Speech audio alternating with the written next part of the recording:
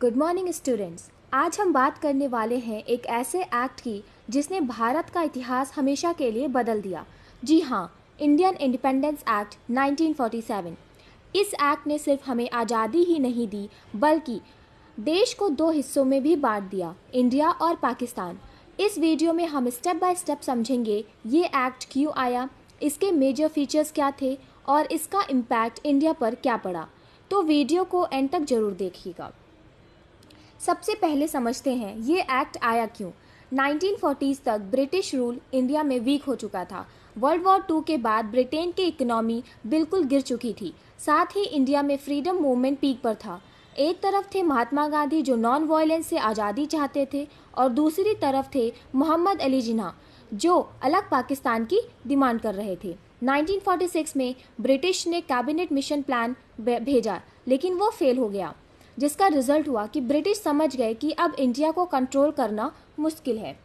1947 में इंडिया का last viceroy बने लॉर्ड माउंटबेटन। उन्होंने एक प्लान दिया जिसे हम माउंटबेटन प्लान कहते हैं।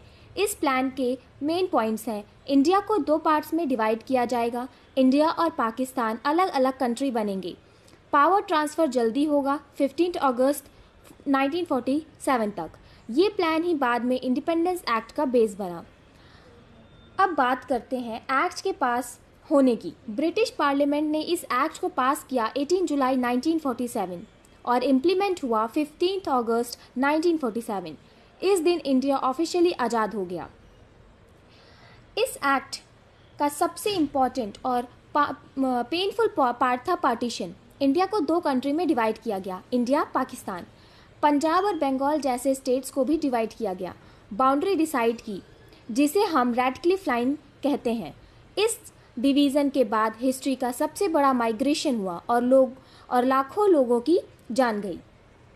एक्ट के अकॉर्डिंग दो डोमिनियंस बनाए गए, इंडिया जिसका गवर्नर जनरल बने लॉर्ड माउंटबेटन, पाकिस्तान जिसके गवर्नर जनरल बने मोहम्मद अली जिन्ना। दोनों कंट्रीज़ को अपना लॉ बनाने का पूरा अधिकार मिला। इस एक्ट के बाद ब्रिटिश क्राउन का कंट्रोल खत्म हो गया। सेक्रेटरी ऑफ स्टेट के पास का पोस्ट हटा दी गई। इंडिया और पाकिस्तान फुली इंडिपेंडेंट हो गए, मतलब अब कोई ब्रिटिश इंटरफेरेंस नहीं था। दोनों कंट्रीज़ को अपनी कॉन्स्टिट्यूएंट असेंबली मिली जिनका काम था कॉन्स्टिट्यूशन बनाना, लॉ बनाना। इंडिया ने अपना कॉन्स्टिट्यूशन 26 जनवरी 1950 को लागू किया। तब इंडिया एक रिपब्लिक बना। उस टाइम इंडिया में 62 प्रिंसली स्टेट थे। ब्रिटिश ने कहा अब तुम इंडिपेंडेंट हो, डिसाइड करो कहाँ जाना है। ऑप्शंस थे इंडिया में ज्वाइन करो या पाकिस्तान ज्वाइन करो। इन स्टेट्स को इंडिया में इंटीग्रेट करने का काम किया सरदार वल्लभ भाई पटेल ने। इसी वजह से उन्हें आयरन मैन ऑफ इंडिया कहा जाता है। पार्टीशन के बाद सिर्फ लैंड ही नहीं बल्कि आर्मी, मनी, गवर्नमेंट जॉब्स सब डिवाइड हुआ। इस वजह से काफ़ी कन्फ्यूज़न और प्रॉब्लम्स हुई। अब बात करते हैं इम्पैक्ट की।